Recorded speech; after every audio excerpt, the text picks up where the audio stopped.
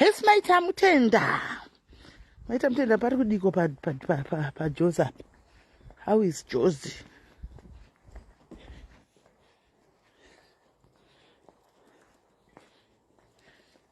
How is Josie? Handei kubhazi guys, handei kubhazi. Handei kubhazi. Handei kubhazi. Handei kubhazi. Tadzoka tari kwaitida live yemubhazi. Yati kuwa inoti Handei zvedu kubhazi. Toregerere hedu tichienda.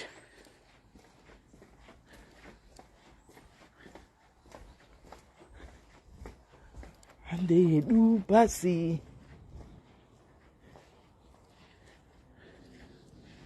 Handitika kana muri bhobho zvokuti ipapa pamais guys ka zvakaitika last week mirani bhukudzai zvakaitika last week weekend ndaishanda saka inini nokusaziva handiti maona ndokubva handa kuziva kuti paweekend apa guys bhazi iri harifambi semafambiro arinoita chi kuchinaya guys mvura bhazi harifambi semafambiro arinoita kunoku zvekuti rinofamba every 15 minutes kana pari paweekend ndinui ndaipedza basa chi ndaitanga basa makuseni na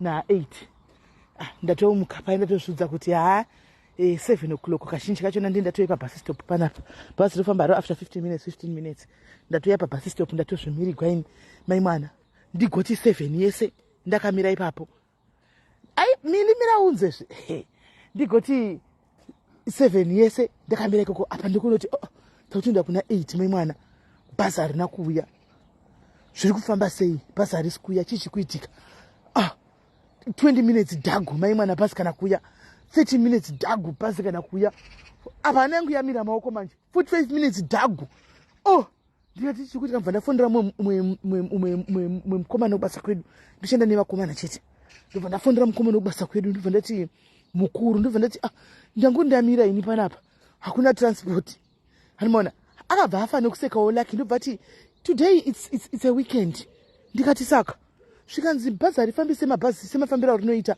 amunoita iwayo hanimaona bhazi rinozotanga kutouya kana kuti kuma10 guys apa ndakamira pabhasi stop panapa senge izvo zvinditoshaya kuti chichoda kuitika nekuti hapana kana munhu panapa hapana kana wani munhu kune vachauya ipapa amen apa pagais kwatosarigwa 10 minutes ndikubasa ndamboza ndakaperegwa ndoita sei ndobva ndatozoita zvokutofonera taxi iya handichimaona ndaipedza usiku bhazi rinotanga kutofamba kuma10 ka usiku woropedzawo harichafambi mafambiro achosenge zvanoita pakati pevhiki usiku yauya ndakapedza basa na8 guys ndakasvika kumba kuma10 nokuti bhazi raitouya I think kuma9 chaiko ndakangomira hakuna makombi kunoku bullet hakuna makombi hakuna kana makombi kunoku hakuna makombi iroro bhazi iroro kwendaandagoziva here nai bullet kuti ndona unozati kune zvimwe zvinhu zvidiki zvoti vanhu vanokangana ngokuudzawo handiwana saka vanhu vese vangatokanga maundudza kuti chi aiwa weekend chi yakasiyana handimaona sanhasi papapa sa mini timetable ndambona chinziri chauya na 22 past mungona dzikachaya dzisina kuuya ka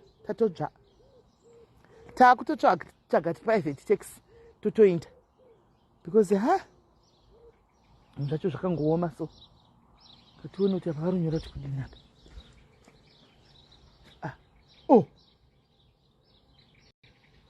orai pane iro riri kuuya re14 minutes amukona iro pane iro re14 minutes iro riri kuuya 14 minutes saka tokwira iro re14 minutes iro hanzi pakudaka mota don't worry my sister, don't worry my sister, don't worry bomira timbogadzisa tugadzisa don't worry yourself hanzi hakuna matsetsere haningati ariko asi kana ariko hakuna crime rate yakafanana nekusese yekuti ndindoga nimukona nditoita ndakabata foni yangu ndakadai ndatoatakwa kudhara izvo zvatonzi tipe foni iyoyo hanimaona manje kunoko hakuna saka ndingati ariko kana kuti hakuna nokuti handisati ndambozvionawo kana kusangana nazvo vanogodaro variko but tisingaziviwo nyaya dzacho kuti dzinofamba sei hanimaona so hanzi 14 tinotomira 14 minutes zvotione kuti akurizi hanzi asimogara padhuze hakusi kurestereki padhuze hakusi kurestereki chero padhuze nepamashops aya mashops esaya mashops kangodai pasara pane mafilings ine chicomplex ichochi zvese mafamasi pasari baba hanzi anyanyi kuangwa kugeto ndekupi manje wendi kunoko hakuna geto kunoko hakuna geto awendi kaoda kutisetsa kunoko hakuna geto wendi usanamboriona ini kudaririko haro hakuna geto kunoku zvandogara ichitarisha kuti nyika ino inoinzanisa vanhu yakainzanisa vanhu kunoku munonga vangodhumana mose imomo hakuna geto hakuna kunonzi geto hakuna kunonzi chii unogona kungwanawo dzimwe nzvimbo dzinenge dziri very much quieter senge kunoku kwakanyanya kunyararisawo but zvokuti geto hakuna zvokuti mageto chii mese vane mari vavo munovawana ikoko kunoku nyika yakainzanisa vanhu hanzi hakuna kusina geto alright Melissa handiziviwo saka kuti tingati geto rekuno ndekupi I don't know handizozivi kuti geto racho ramunoti geto kuno rinenge rakaita sei I don't know handizoziviwo kuti ramuri kuti geto imimi rinenge rakaita sei I don't know ipapa handizoziviwo pachandongosa nechekungoti nini amen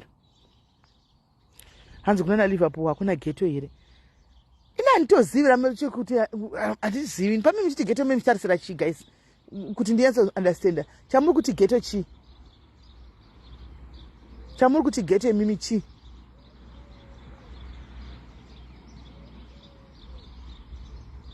hakuno wakanyarara kuno kumaisensitive chamunoti geto chii imi guys ina maybe ndindisiri kunyatsa kuunderstanda chamunoti geto chii tinyatsonzwisisana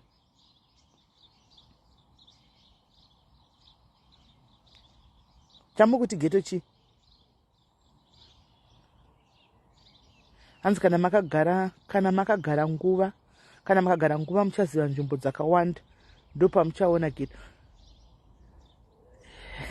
anabe une uchita nani makuwa ndo ausingamboiti manje nai Melissa iwe ndibatsire kuti definition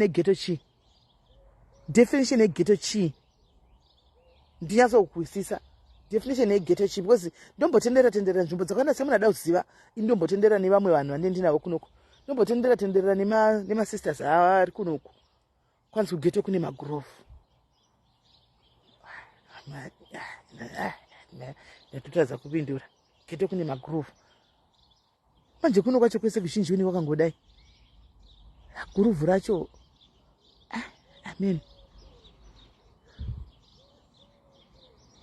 hanzi kugeto kune noise kumadrugs handizivi hangu maybe chinoitika ndechekuti handizivi hangu maybe pane kumwe watakamboenda uko kuBreston uko kuBreston inonzi Preston uko kunonzi kuchi kunoitwa madrugs ikoko handiti but patakapinda pacho pamaarea apa panonzi panoitwa zvemadrugs okudaroka pane pangoti zi asi kuti vanhu vachibuda mudzimba dzavo unongoona kuti vanhu vemadrugs kumeso unongoona kuti fesi yakatofriza like munhu anotostika unongoona but zvokuti noise hauzvioni zvokuti pazoita noise pazodini hauna noise unoona kune wangonyarara but munhu akabuda ukasangana nemunhu chipesera naye ndipo unongotosotoona kuti aiwa ifesi ichi ipusa fesi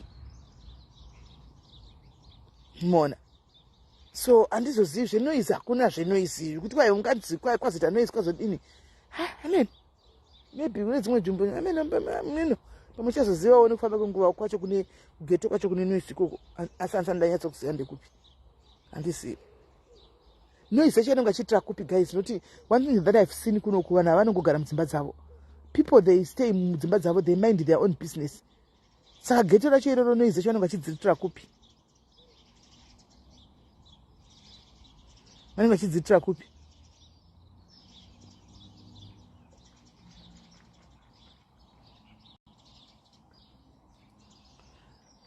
amen nzvimbo dzakawanda dzemunomu vanhu kwakangodai kwakangonyarara vanhu vanongoita zvinhu zvavo zvavanenge vachingoita mino hapana notombotarisa anabhiwa kuti kandoita makuwa maraini ese unonochiita makuwa kupi kumba kwani wambopinda seimba memunhu wambomuonepi munhu wacho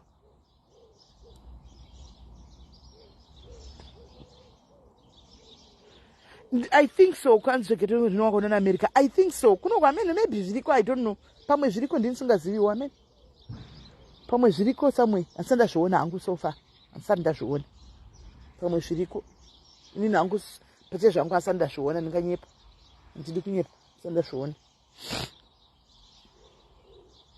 Hamene for dzakwana 14 minutes minute 7 minutes. 7 minutes. 7 minutes. Sasara. Asi naimi guys ndambobvunzawo question ingori straightforward. Kana patinenge tichiita malife paper yatichaura nyaya panapa. Ukaita sekuti wataura chinhu chinenge chipokanwa neumwe munhu handiti ko sei munhu yachitanga anopfeka ghost. Munombozvionawo sei achitanga anopfeka ghost ozoyawo komenta zvada komenta. Makambozvionawo kana tichitaura panapa munhu achipa noti ukangoisa point yako usina kupfeka ghost zvinongobvumigwa. Hanimona vanotanga vaenda nochinja uya neghost ozotaura zvadataura neghost. Ko ugona kungotaura usina kupfeka ghost. Makambozvinotisawo kuti ukatotaura chinhu achida kupinzatanga ambonochinja unouya neghost rake ozokomera neghost. Asi maamutaura naye neaccount yake apa unodzoka neghost. Ko chii chinoita kuti vanhu zvidaro?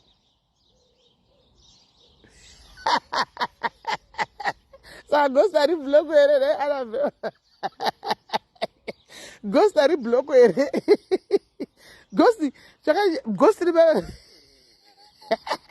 ghost rikablockwa anditi mazana ne option yekuti unobloka nemamwe maaccounts aanozovhura kumasure rikadoblockwa ghost that means uchagona kunocreate ghost rekudzoka naro. Hauchagona kunocreate rekudzoka naro because esa hachatopindi. Zvinotozvibvunza ko reason chiko asi vanhu chiko ko kungouya kutora point yakupotanga ambonokiya ghost ozodzoka zvaita nolini atanga amboenda unopfeka ghost akazodzoka kukomenta. Atozvifunga asi kuti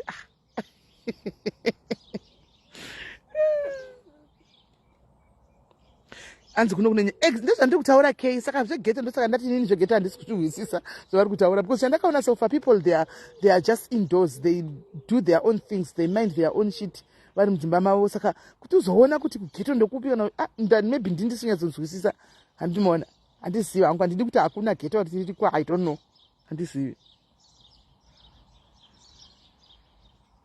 Ndakambotambura ndabhlokwa pano Anabel iwe wakabva wanoenda nemeghost ndobva ndakuona futi eni handwriting yako ndoiziva ndonyatsa kutoipiwa bva ndakuona futi wadzoka nemeghost ndikati adzoka ndakabva ndatokuona kabva ndaseka ngakusiya hangu uripo neghost iroro ndikati adzoka neghost rake iri handichatauri zita raro rega ndingosiya zvakadaro akuziva kuti rimwe rakabhlokwa rimwe richabhlokwa futi.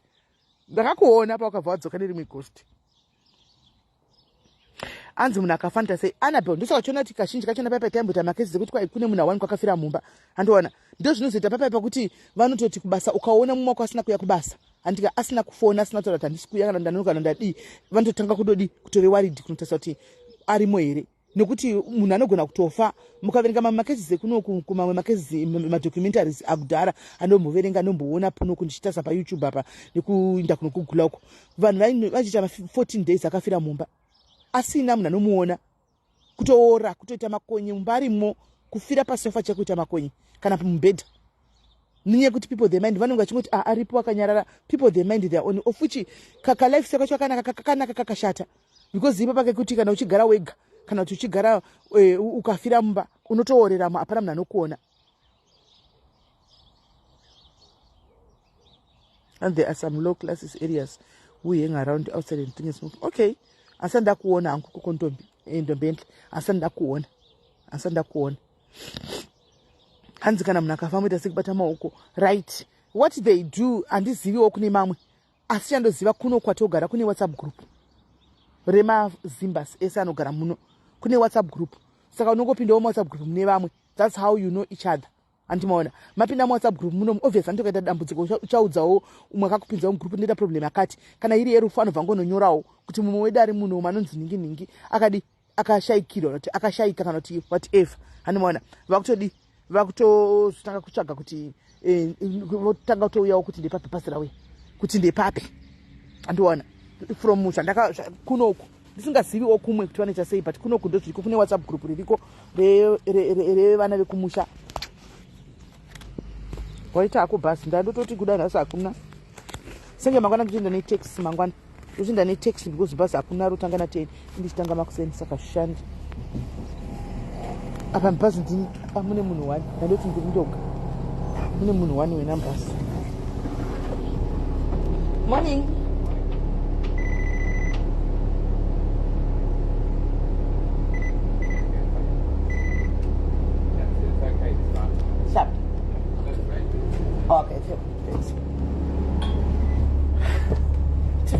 gari gaitozvigarira tinyatsoita noisi tiripo hamuna kana munhu basi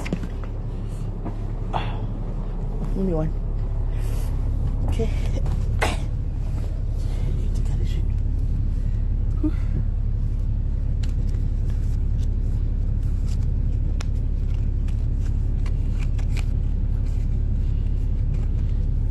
alright undisendere kuwhatsapp ndimboiwatcha indombi ndozvandoda zvimadocumentaries zvekuziva nzvimbo mandiri kuti makamira sei. I really love those documentaries.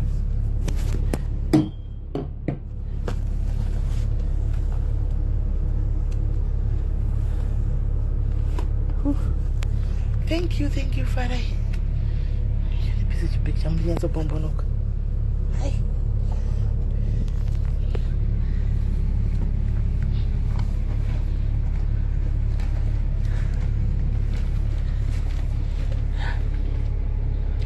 Toenda zvedu. What benefits? Tichatoiona. Undinyorere kukwatsa munyatso kutombonyatsozvitsvaga kuti haufa. Yeah, true K. True.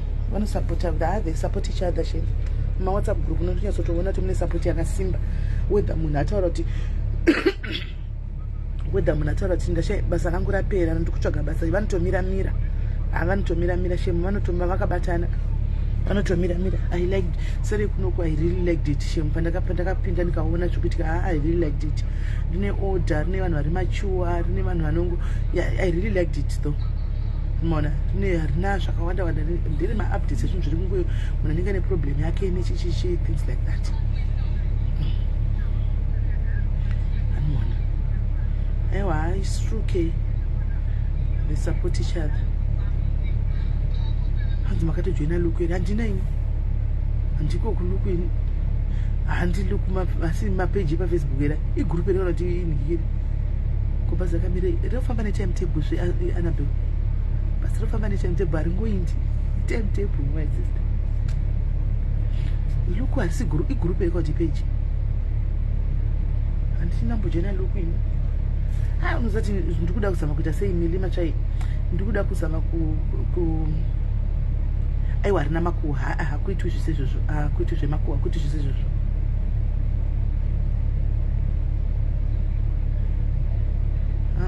And say, you saying sharp, we don't communicate like that. Okay. All right. Saka buvulani bungeni wanouya neibughosti. Ndakunzwa wangu buvulani kunyora neaccount yako zvese saka watanga wanopfeka ghost shot uye uzondudza izvozvo here asikana kuti ndakunzwa mchiti sharp you don't talk to ika zvakangonaka wanokunditsourawo zvakanaka zvine rudo hazviniti ghost izvi pavulani zvitomboniti ghost izvi pavulani bungeni. Amazita munombozozvipa pavulani bungeni.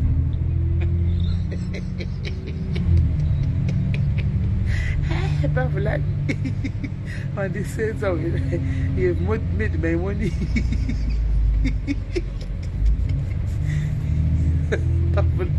Pavulani audaro. Ndinongo yaunditsura kuti musadaro musataura muchidaro shapo wetirora harishandisi musadaro. Itoziva ndatoziva kuti hakuna kutoziva kuti next time wetirora harishandiki ati tisingazivawo mama wedza vasingadi. Zvino wabva wanopfeka ghost kuti uye kuzondudza zvacho.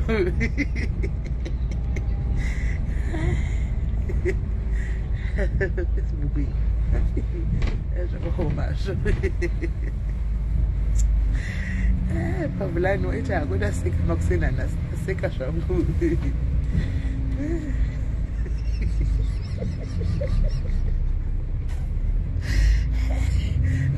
Pavulani ka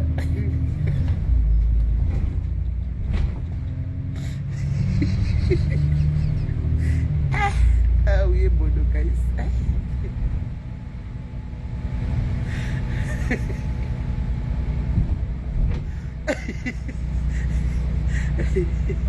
Aiwa point yake ndaiwisa tanzi shapo nikakuda kuti muda kubani.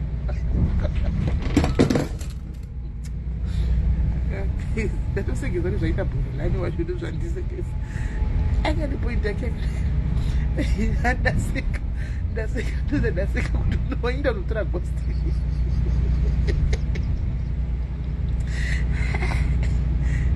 Windikisi ndaseka zviwaita hako ndaseka. Ukatanga nekuseka kazuva rako ropera uchingoseka. You start positive the day with a positive mind. Unongoperawo uchingori positive. Ndiwana ndinakidza kuti ndikandimanya ndopfeka ghost. It's okay.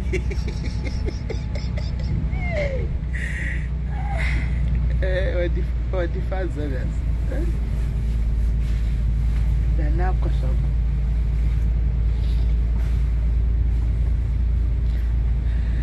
Ndasara ndoga kudenga kuno kumba pane mukoma nanga kasendi mutema uyu waenda.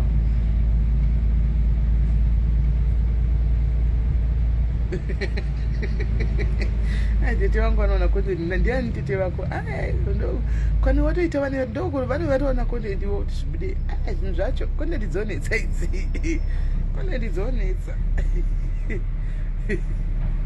content dzonetsa asi guys muyenzo kundutsa ini mukafunga kuti guys ndichiri right muona zvinoitika tikasvika kuma like ma services zedu anditi pane pamwe pavanotanga kungoseka anomuona ega kuti wangoseka naimi indibva ndatotanga kuakira ndotanga kuti putika unokuseka guys mukati ndichiri right taurai chokwadi guys ndiudzei shuwa mukati ndichiri right ini guys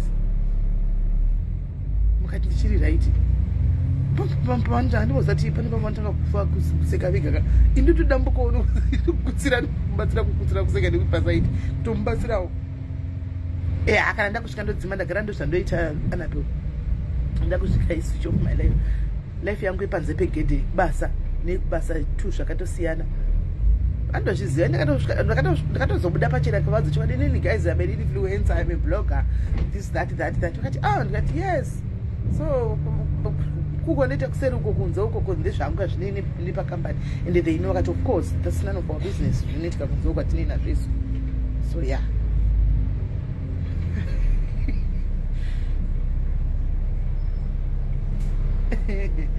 Okay, all right, ndombi Clay, okay. Good.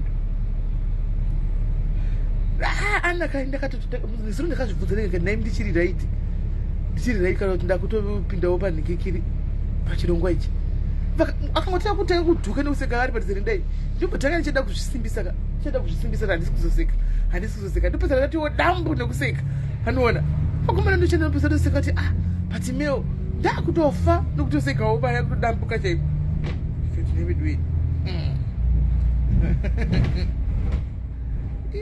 zvakaoma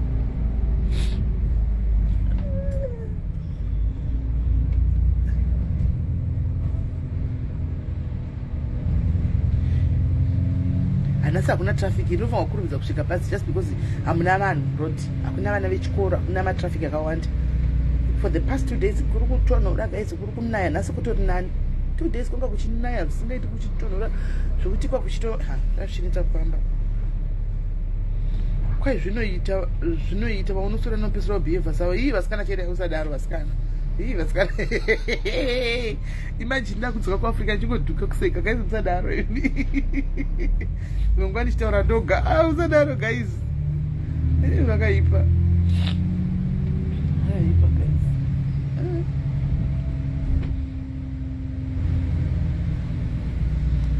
shuwa ndinodhuka kufa chaiko nekuseka iye ari kuzvisekera hake mene zvanenge achizvionera hake achizvizwa kweni ndikusekei ndakutotanga kutoseka ndikusekei ndikuseke zvinhu zvacho guys moti kwanzi kuno kumiti haifangi kuita hanzi munotenga mota rinsi naizvi nai anabel zvichataugwa izvi zvichaudzwa munhu here naiini nao zvichaudzwa munhu cho ndakakuudza kuti ndoda kudai kana kudai munotowana content nazvo mungada ngoti inema munongoti inema mungada kuti kudii saka zvinani ndingoti ndiri kufamba nebhasi unojaira letu you get used unotojaira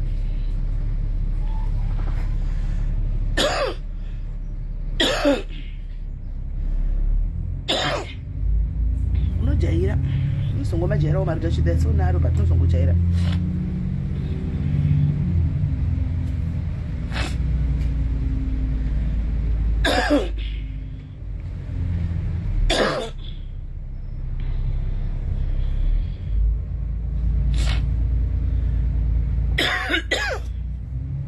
kuona kuti bhazi kana chitara roda tonokwira kumakepu kana richiri kuti ritene chete marodha chera vadiki zvokuti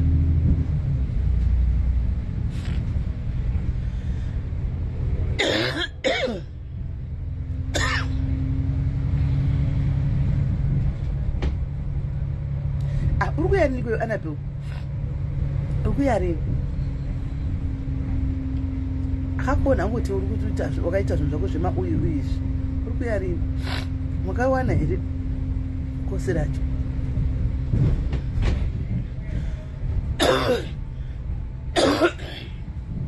Uya ushandire.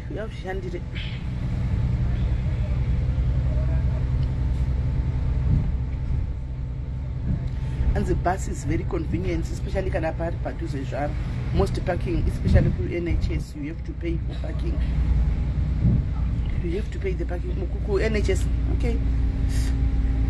But I think it's convenience. But in indicators of what bus convenience, my sister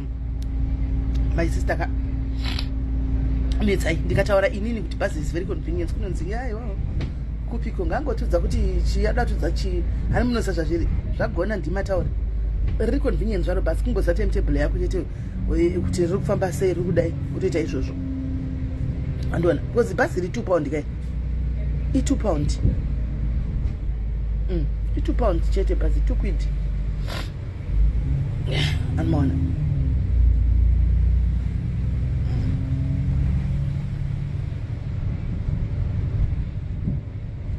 ari paSouth Africa uyu wakazoenda kuZimbabwe here kunenge akaenda kuZimbabwe masi ari kuSouth Africa achiri kuSA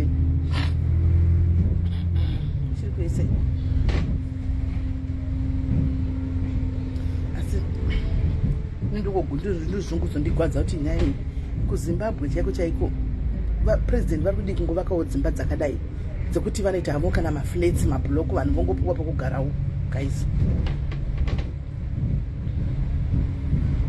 Anzi, we don't use nothing.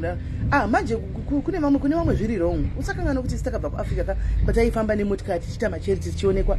Saka yaitori mhosva yoyo yakuti kuita charity work yako chifamba nemotikari uchionekwa. Ndina kuenda kati ona mota yangu iyi. Ndaingoita basa rangu randaiita nemota yoyo ndo pavaionera. But now ukazonikwa pamabhazi inenge yatove mhosva. Inenge yatove mhosva saka zvinonetsa. Zvinonetsa munhu anenge angotaura zvanoda, munhu anenge angotaura zvanoda. Inenge yatove mhosva kuti wakwirire basi.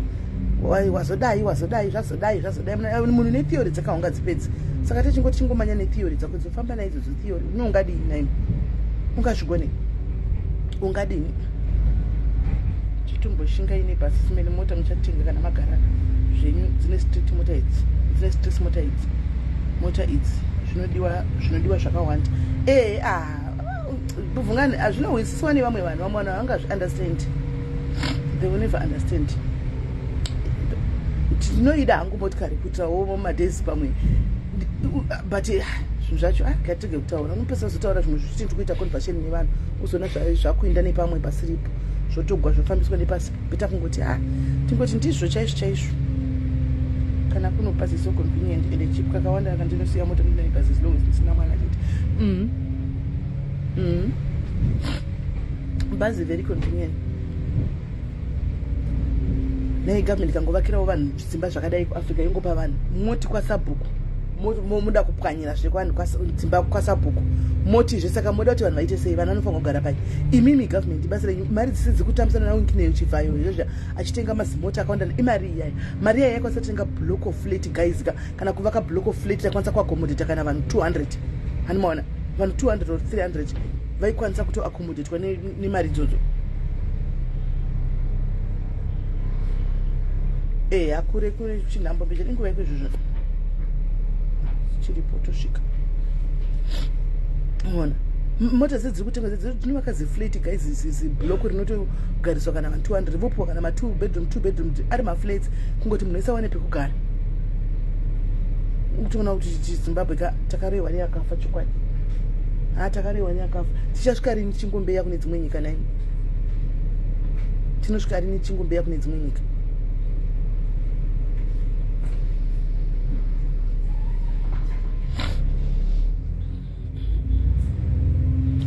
Annabelle asiningikiri Annabelle umwana mudiki asi munhu mukuru muvadika havana vadika. Yes, get to how are you?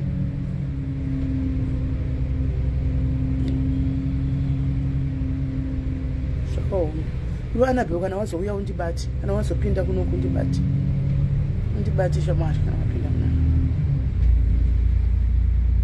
Hanzi ese yakanaka nekuna vana magaraji. Dzimwe dzimba dzinawo magaraji.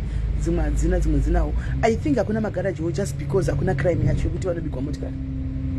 Andowana. Hakunawo crime yekuti vanobigwa motikari. Saka South Africa manje ukaunga pakamota pakadai unoona dzainda kunoitogwa 50 one night. Kuna kwatogwa 50 cars one night. Dzatogwa dzainda.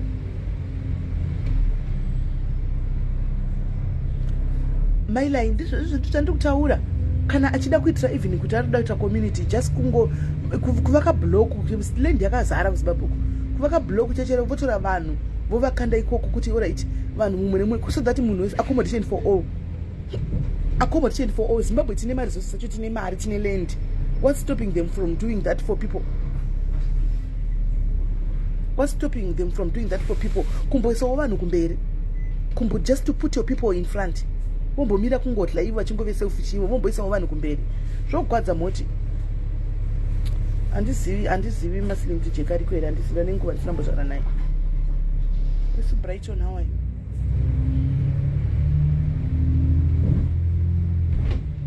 Kuna here Sara? Serious? Oh, ndizvo zvinotongana dzibiweni. Zvinokana kana kuchibiwawo. Saka dzinosurvive sei dzakapaka panze kudai. Yes, Michelle. Exactly, Netsai. That's what I'm saying. Ine vanhu vakatowanda kudarika vanhu vari kuZimbabwe UK. Anmona, ine vanhu vakatowanda. Asi kure chinhambo ichi, chinhambo chikure Anabel. Chinhambo izvo tichiri kutoita. Kure. Anmona. Inotoona vakawanda but munhu isanemba, munhu isana accommodation muno. KuAfrica titori neland, kuno kwavatori naland. KuAfrica titori neland, mai mwana. KuZimbabwe tine land yekutodaro. Yekuti chero vakati tikunovhura kumhondoro.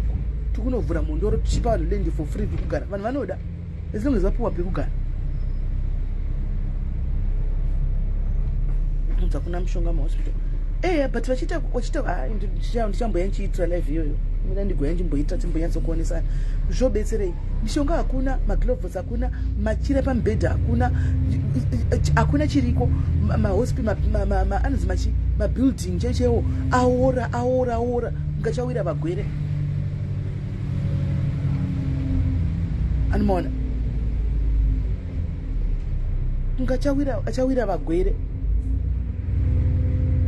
Hapana munhu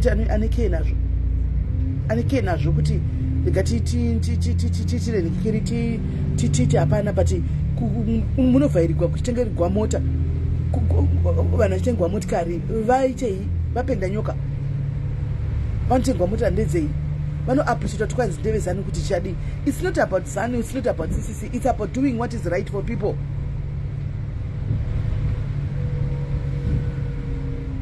It's about doing what is right for people. It's not about zvese izvo.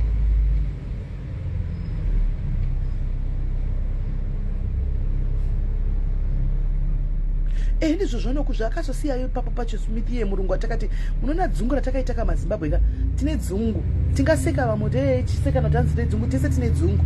Mafariro atakaita musi wakadzingwa mugabe paya, mafariro atakaita kufara hapana kana akanyatsa kuta foresee the future kuti tikujumpa from frying pan into a fire. Nobody saw that. Takafara vedu we. Zvaita zvinhu zvazoita zvabhadhara zvadai nhasi tiri papi. Mota idzi dzedze dzari kupuwa vanhu ava famira nadzo marodhi waya nemazipoto akadaro mota ndosaka rotovatengera kama-SUV because ukavatengera mota diki dzinopera kakudhuka. Kune rodhi kuZimbabwe, rodhi yekubeit bridge kushowa racha haiperi yave nemakore kwakagadzwa kwatotanga kutotsemuka isati yapera. That means pavachapedzisa uko vanzodzokera shako yakwe kumasure kwavakatanga. Cynthia, how are you? Zvakaoma. KuZimbabwe zvakangooma so. Zimbabwe zvakangooma. Zvakaoma. Ine varidzi vayo mai mwana Zimbabwe. Inotori nevanhu vanotonga. Utoziva kuti Zimbabwe yana ndeyaningi naningi. Ine varidzi vayo vanototonga mai mwana. Ivo manapuna mai mwana tiri isusu pachedu tisura chingogwa. ende vakangwara vanotoziva kuti we are unfocused people. Zvavanoita manje, they divert our attention ka ivo vachiba mari kwesitiri busy kutukana kuno kusocial media. What do we gain from social media? Zero, nothing. Vanodivheta, isusu tinodivhetiswa, tinechitukana kuno kuti chita tichana mapenzi chidini, ivo kuningikiri uko kujamba weti uchinotsika ningikiri dhodhi chairo zvakaitika animon iko zvinoti tapinda busy kutoda ndiudze tosvika rini chingotendera mune dzimwe nyika dzavanhu dai ndiudzewo guys kusvika rini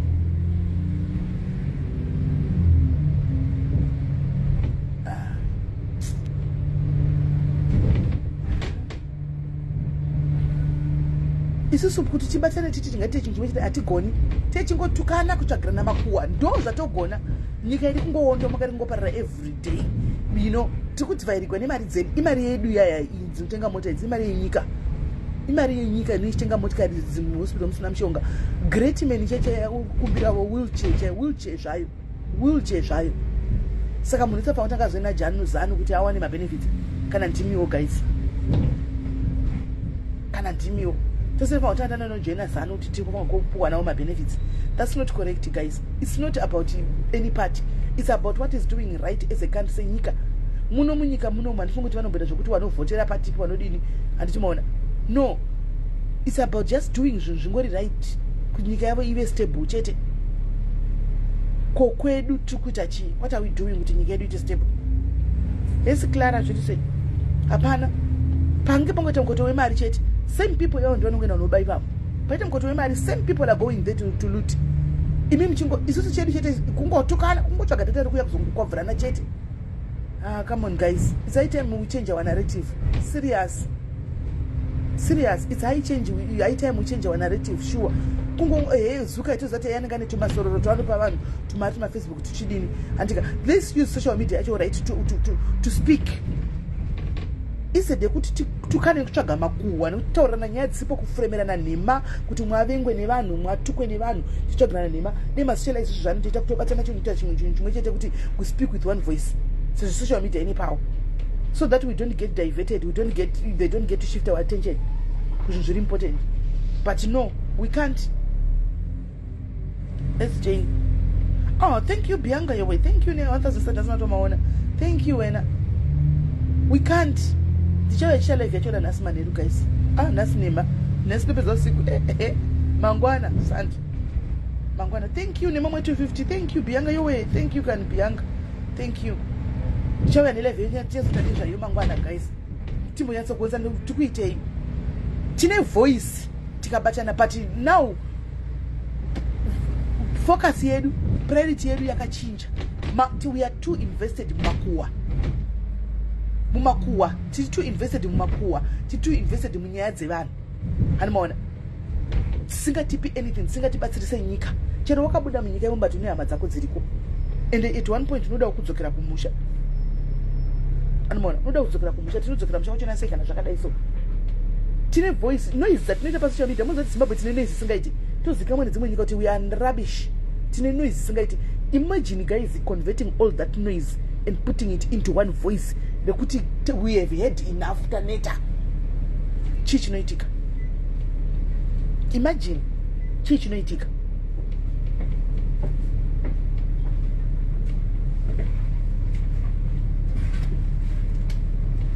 But hai unopiwa imba nhasi yopaswa. Takambodza mwa chitinde motenga mastendi kwa sabhuku achikurudzira. Saka nhasi todzoka weri tichita malive yekuti makatuma vanhu tenga masabhuku kwa makatuma vanhu atenge maiti Handei motenga masabhuku mastendi kwa sabhuku zvino zvopwanya. Saka makamisleader vanhu. Toita weri malive aya, toita weri because dena ndiri ndakasvita dendi kutoiti kwa malive izvo 4455. Toita here kuti maitaura kuti vanhu tenge kwa sabhuku izvo zvizopatswa. But no, hatiti izvozvo, hatina mweya iwoya. We don't do that because mweya wakaipa. Hatiti izvozvo, totoonesana tichikuitika because iko zvine zvingori 50-50 kunyaya dzelendi dzese dzingori 50-50. Ini ndakatomira nematozi kudai, kune ndakatomira nematozi kudai. ndakatengawo land inovedza mowa chi takadla mari dzamaland dzavanhu ndakatengawo land 2 mastenzi angu imomo but so far tichiri kudzwa kuti zvatito chiri kuudzwa tichiri kuona sekuti tiri muright direction tiri pari right feedback yatiri kupiwawo tikuona sekuti we are in the right track animaona takangomirira but 50-50 uku teishonamatawo nezvazvo kuti mwari teishonamatawo futi nezvazvo kusaidi kwasabhuku kwachona hezvo saka vanhu vodii vanhu voita sei vanhu vodii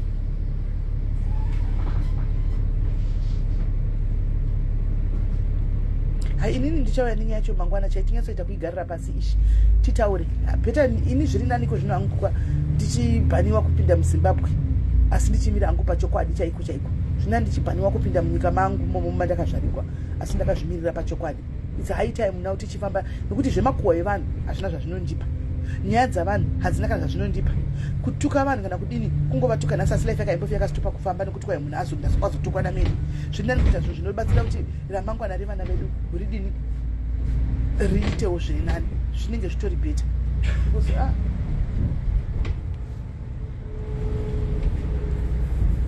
zvishandisike takuita ndichida unoburuka ndichigara padhuze zvinhu zvacho zvakaoma sana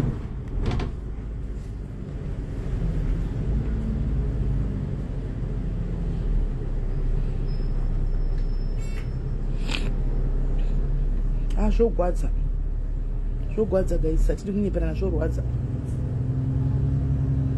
saka guys totaura ngatisangane mangwana ndichika tosangana nhasi pano chaisa mune mavati tosangana mangwana guys anditika